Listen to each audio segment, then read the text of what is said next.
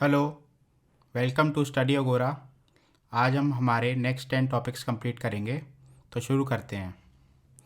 पहला टॉपिक है world cancer day. तो ये ऑब्ज़र्व होता है 4 फरवरी को। इस साल इसकी थीम थी क्लोज द केयर गैप। तो हमें याद रखना है कि वर्ल्ड कैंसर डे 4 फरवरी को होता है। इस साल थीम थी close the care gap. Aim is to raise awareness against cancer. तो कैंसर के अगेंस्ट अवेयरनेस लाने के लिए लोगों के अंदर क्रिएट किया गया है। और cancer is the second leading cause of death. तो ये हमें पता होना चाहिए। इसके अलावा हमें ये पता होना चाहिए कि एक नॉन कम्युनिकेबल डिजीज़ है और सेंट्रल गवर्नमेंट का एक नॉन कम्युनिकेबल डिजीज़ पर प्रोग्राम है। तो प्रोग्राम हमें देखना है, वो हम आगे देखेंगे स्कीम्स के अंदर। दूसरा टॉपिक है स्टैचू ऑफ इक्वालिटी। ये एक 216 फीट की स्टैचू बनाई जा रही है भक्ति सेंट और फिलोसोफर रामानुज पर। तो ये पता होना चाहिए कि ये कहाँ किसके ऊपर बन रही है। ये 216 फीट की स्टैचू बन रही है रामानुजाचार्य पर, और ये बन रही है हैदराबाद में। तो इतना हमको पता होना चाहिए। 5 मेटल 5 मेटल यूज़ हो रहे हैं इसको बनाने में।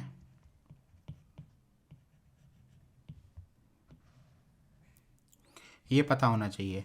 अब ये एज अ फैक्ट तो इतना इम्पोर्टेंट नहीं है, लेकिन हमें रामानुज के बारे में ज़्यादा नॉलेज होनी चाहिए। तो रामानुज कौन थे? रामानुज फिलोसोफर थे। उन्होंने अपनी एक फेमस फिलॉसफी दी, विशिष्ट अद्वैत, यानी कि क्वालिफाइड मोनिज़म। ये जो शंकर ने अद्वैत दिया था उसके बाद आए थे। तो उन्होंने अद्वैत के अंदर थोड़ा चेंज किया। शंकर ने जो अद्वैत दिया था वो थोड़ा अद्वैत, वो ऐसा अद्वैत था, इट वॉज निर्गुण अद्वैत। तो उसके अंदर जो ब्रह्म था वो निर्गुण था। बट इन्होंने सगुण ब्रह्म दिया, क्वालिफाइड, यानी कि जो ब्रह्म था उसके अंदर एट्रीब्यूट्स थे। और there was some difference between individual self, जिसको हम आत्मन बोलते हैं, और अल्टीमेट रियलिटी वो की ब्रह्म है। ये मैं आपको बाद में बताऊंगा कि अब इसको समझने के लिए हमें पहले शंकर को समझना पड़ेगा कि शंकर का अद्वैत क्या था, तब आप विशिष्ट अद्वैत को समझ पाओगे।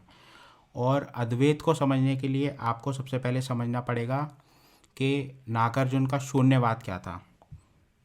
ठीक है, तो हम आगे बढ़ते हैं, इनके बारे में जानते हैं। ही प्रमोटेड द भक्ति मार्ग टू अटेन सेल्वेशन।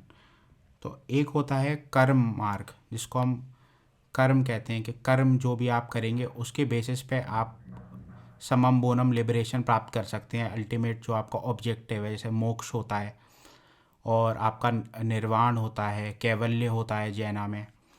तो ये भक्ति मार्गी थे। तो ये कहते थे कि ईश्वर की भक्ति करो। अब भक्ति कर्मकांड से भी होती है, गानों से भी होती है, कर्म करने से भी होती है, और एक है आपका ज्ञान मार्ग, उसमें आप ज्ञान अर्जित करते हो। तो वो आदि शंकरा का मार्ग था। तो एक्सपोनेंट थे श्री वैष्णविज्म ट्रेडिशन के, बॉर्न इन 1017 इन श्री पेरुम्बुदुर, तमिलनाडु में। इनके गुरु का नाम था यादव प्रकाश। और इन्होंने बुक लिखी, वैसे तो काफ़ी बुक लिखी, लेकिन जो हमारे लिए इम्पोर्टेंट है वो है श्री भाष्य, कमेंट्री ऑन ब्रह्म सूत्र। जो ब्रह्म सूत्र पर भाष्य मैंने आपको बताया था, लिखा था आदि शंकरा ने। तो ब्रह्म सूत्र जो किताब थी वो बद्रयान ने लिखी थी, जिनको हम वेद व्यास भी बोलते हैं। अब he promoted equality and social justice, इसीलिए स्टैचू का नाम स्टैचू ऑफ इक्वालिटी है। He also encouraged temples to open their doors to everyone, irrespective of caste और position in society। तो ये एक इगैलिटेरियन सोसाइटी बनाने के लिए इन्होंने काफ़ी प्रयास किया। और इन्होंने वासुदेव कुटुंबकम, the world is one family, इस कॉन्सेप्ट को भी काफ़ी प्रमोट किया। Devotion to God, humility, compassion and equality were his teachings. तो ये हमें इतना याद रखना है रामानुज के बारे में। बाकी फ़िलॉसफी तो काफ़ी बड़ी है, विशिष्ट अद्वैत, क्वालिफाइड मोनिज़म या क्वालिफाइड नॉन डुअलिज्म। ये भी डुअलिज्म की बात नहीं करते माधवा की तरह।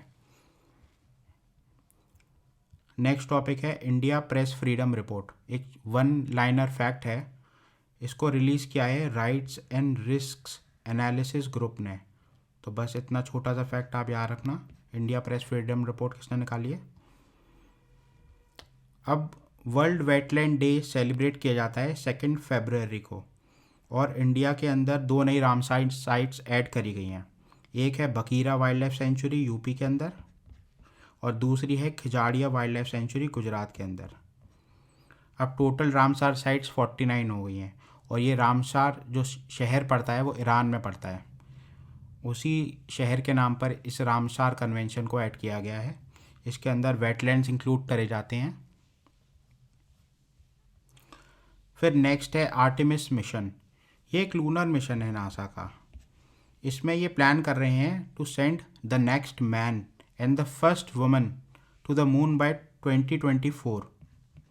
तो ये पता होना चाहिए 2024 तक फर्स्ट वुमन और नेक्स्ट मैन ये सेंड करेंगे। इससे पहले आखिरी जो सेंड किया था वो 72 में इन्होंने किया था अपोलो मिशंस के तहत, और अपोलो 11 में तो हमें पता ही है नील आर्मस्ट्रॉन्ग गए थे सबसे पहले फर्स्ट मैन।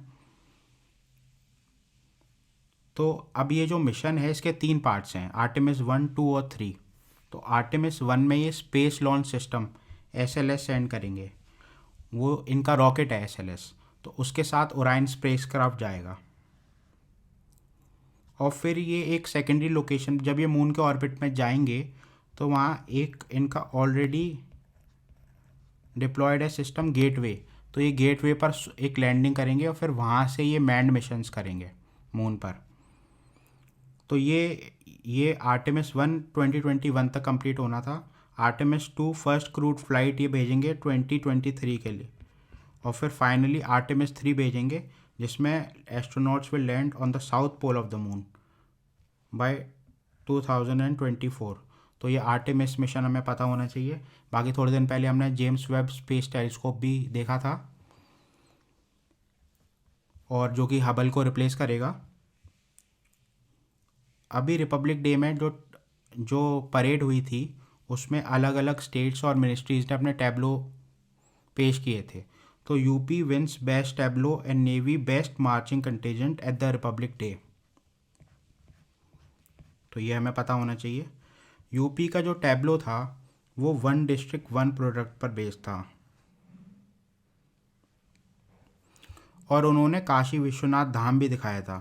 तो इतना पता होना चाहिए, यूपी PSC वालों को कम से कम ये पता होना ही चाहिए, क्योंकि लगातार यूपी ने 2nd टाइम ये अवार्ड जीता है। और मिनिस्ट्रीज़ में मिनिस्ट्री ऑफ एजुकेशन और मिनिस्ट्री ऑफ सिविल एविएशन को रैंक मिला है। तो उनका जो टैब्लो था जो मिनिस्ट्री ऑफ एजुकेशन का था वो था नेशनल एजुकेशन पॉलिसी पर। अगर आपको ये पॉलिसी देखनी हो तो मैंने इस पर वीडियो बना रखा है, आप देख सकते हैं, नेशनल एजुकेशन पॉलिसी न्यू। और जो मिनिस्ट्री ऑफ सिविल एविएशन का था वो उड़ान स्कीम पर था, उड़े देश का आम नागरिक। अब इनका जो टैब्लो था उसमें इन्होंने दिखाया था बुद्धिस्ट सर्किट। तो आपको पता होना चाहिए कि बुद्धिस्ट सर्किट में क्या कौन कौन सी लोकेशंस हैं। ऑब्वियसली कुशीनारा होगी, कुशीनगर होगी, इसके अलावा सारनाथ होगी, कपिलवस्तु शायद होगी या नहीं होगी। अब आपको कमेंट में नीचे बताना है बुद्धिस्ट सर्किट में कौन कौन सी लोकेशंस इंक्लूडेड हैं। तो मैं आप लिख देता हूँ बुद्धिस्ट सर्किट, यह आपका होमवर्क है। इसके बाद हम एक ऑर्गेनाइजेशन न्यूज़ में है उसको देखते हैं, Asian infrastructure investment bank AIIB। ये बीजिंग बेस्ड बैंक है, क्योंकि जो मेजॉरिटी शेयर होल्डर है वो चाइना है और उसके बाद इंडिया इसमें शेयर होल्डर है। अभी न्यूज़ में इसलिए क्योंकि उर्जित पटेल जो हमारे RBI गवर्नर थे, फॉर्मर RBI गवर्नर, वो इसके वाइस प्रेसिडेंट बनाए गए हैं। तो एक फैक्ट तो ये इंपॉर्टेंट है, ये पूछा जा सकता है आपको 1 लाइनर में state public service commission exams में। मल्टीलेटरल डेवलपमेंट बैंक है जिसने ऑपरेशन स्टार्ट किया 2016 में। चाइना इसका बिगेस्ट शेयर होल्डर है, उसके बाद इंडिया है। और AIIB ने फंड किए हैं around 28 projects worth $6.7 billion in India. तो ये पता होना चाहिए, काफ़ी बिग इन्वेस्टर है ये हमारी कंट्री के अंदर। Today it has 103 members representing 79% of global population and 65% of global GDP। और इसकी जो रेटिंग है वो AAA हाईएस्ट रेटिंग है S&P, मूडी और फिच पर। इसको काफ़ी अच्छी रेटिंग्स दी है, क्रेडिट रेटिंग एजेंसीज हैं ये, न्यूज़ में रहती हैं, स्टैंडर्ड एंड पुअर, मूडीज़ और फिच। नेक्स्ट न्यूज़ है India state of forest report. ये रिलीज़ करी है ministry of environment forest and climate change ने, MOEFCC। ये हर 2 साल में रिपोर्ट आती है, एवरी 2 ईयर्स। अब इन्होंने 3 कैटेगरीज में फॉरेस्ट को डिवाइड किया है। वेरी डेंस फॉरेस्ट जिनका कैनोपी कवर 70% से ज़्यादा होता है, मॉडरेटली डेंस जिनका कैनोपी कवर 40 से 70% के बीच में होता है, और ओपन फॉरेस्ट जिनका कैनोपी कवर 10 से 40% के बीच में होता है। तो इंडिया का जो फॉरेस्ट कवर है वो है अराउंड अभी इतना 7,13,789 square kilometres, which is 21.7% of the countries geographical area. अब ये केवल फॉरेस्ट कवर है, ट्री कवर इंक्लूडेड नहीं है इसके अंदर। ट्री कवर इंक्रीज हुआ है 721 स्क्वायर किलोमीटर, तो ये पता होना चाहिए। और टोटल कार्बन स्टॉक कंट्री का है 7204 मिलियन टन्स।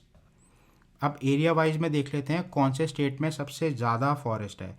तो MP में सबसे ज़्यादा एरिया फॉरेस्ट कवर में है, उसके बाद अरुणाचल है, उसके बाद छत्तीसगढ़ है, उसके बाद उड़ीसा है, उसके बाद महाराष्ट्र है। और दूसरा हम देखते हैं in terms of forest cover as a percentage of total geographical area, उसके स्टेट के जोग्राफिकल एरिया के परसेंटेज वाइज में किसका ज़्यादा है। तो सबसे ज़्यादा मिज़ोरम का है, उसके बाद अरुणाचल प्रदेश का है, उसके बाद मेघालय का है, उसके बाद मणिपुर और फिर नागालैंड। तो ये डेटा आपको पता होना चाहिए, क्योंकि अरेंजिंग और decreasing order, increasing decreasing order में ये पूछा जा सकता है आपसे। और ये डेटा आपको याद रखना है कि फॉरेस्ट कवर 21.71% हो गया है। बाकी हम और देखेंगे इसको फाइन आगे, वो अलग से मैं एक वीडियो बनाऊंगा स्टेट ऑफ फॉरेस्ट रिपोर्ट पर, क्योंकि इसके अंदर काफ़ी सारा डेटा है। मैंग्रोव्स का डेटा भी है और वेटलैंड्स का डेटा भी आता है इसके अंदर। फिर एक एक्सरसाइज है सी ड्रैगन 22। तो ये एक नेवल एक्सरसाइज है, कहाँ हुई, पैसिफिक ओशन में हुई। ये पैसिफिक ओशन में एक्सरसाइज हुई है। पार्टिसिपेटरी कंट्री स्क्वाड के मेंबर्स हैं USA, ऑस्ट्रेलिया, इंडिया और जापान। इसके अलावा साउथ कोरिया और कनाडा भी है। तो हमको इंडो पैसिफिक पहले तो पता होना चाहिए, इंडो पैसिफिक है कहाँ। ये एक स्ट्रेटेजिक जियोपॉलिटिकल लोकेशन है। अब इसके अंदर हमें क्वाड पता होना चाहिए, US, ऑस्ट्रेलिया, इंडिया और जापान, उनका क्या रोल है, और मालाबार एक्सरसाइज में कौन कौन पार्टिसिपेट करता है ये भी हमें पता होना चाहिए, ठीक है। और हमें पता होना चाहिए साउथ चाइना सी में जो चाइना के साथ डिस्प्यूट चल रहा है, स्कारबरो शोल, पैरासेल आइलैंड्स पर, तो वो हमें पता होना चाहिए। वो मैं मैपिंग में लोकेशन में इंक्लूड कर दूंगा ये सारी लोकेशंस, डोंट वरी। फिर हम अपना लास्ट टॉपिक देखते हैं, घड़ियाल, जिसको गैवियाल भी बोलते हैं। एशियन क्रोकोडाइल्स होते हैं ये, और they have very long thin snouts. तो आप देखिए ये स्नाउट्स होते हैं इनके, काफ़ी लॉन्ग स्नाउट्स होते हैं। इनका नेचुरल हैबिटाट नॉर्थ इंडिया में है और प्राइमरी हैबिटाट चंबल रिवर में, लेकिन ये घाघरा रिवर, गंडक, गिरवा, रामगंगा और सोन रिवर में भी फाउंड होते हैं। IUCN बहुत इंपॉर्टेंट है, इसलिए मैंने इंक्लूड किया है। क्रिटिकली इंडेंजर्ड जितने भी स्पीसीज़ हैं वो बहुत इंपॉर्टेंट है UPSC और UPPSC और अदर स्टेट एग्ज़ाम्स के लिए। साइट्स अपेंडिक्स 1 में आते हैं ये, और schedule 1 wildlife protection act 1972 में आते हैं। अब इम्पॉर्टेंट इसलिए क्योंकि gharials are good indicator of clean river water. इनके थ्रेट्स इंक्लूड होते हैं river pollution, dams constructions, large scale fishing होती है, सैंड माइनिंग होती है, पोचिंग होती है। तो इन सब से इनका जो हैबिटाट है वो काफ़ी डिस्टर्ब हो रहा है, इसीलिए क्रिटिकली इंडेंजर्ड हैं और इनके ब्रीडिंग प्रोग्राम्स चल रहे हैं। कंजर्वेशंस में नेशनल चंबल सेंचुरी है MP में, और कुकरेल घड़ियाल रिहेबिलिटेशन सेंटर इस्टेब्लिश किया है लखनऊ में, UP में। तो ये हमें पता होना चाहिए घड़ियाल के बारे में। इसके अलावा इंडिया में मगर क्रोकोडाइल्स भी फाउंड किए जाते हैं, और सॉल्ट वाटर क्रोकोडाइल्स भी फाउंड होते हैं जो कि उड़ीसा और सुंदरबंस में मिलते हैं। तो आज के लिए हमारे 10 टॉपिक्स कंप्लीट हो गए हैं। Thank you and have a nice day. आप मुझे इंस्टाग्राम पर भी फॉलो कर सकते हैं UPSC_Agora पर। Thank you and have a nice day.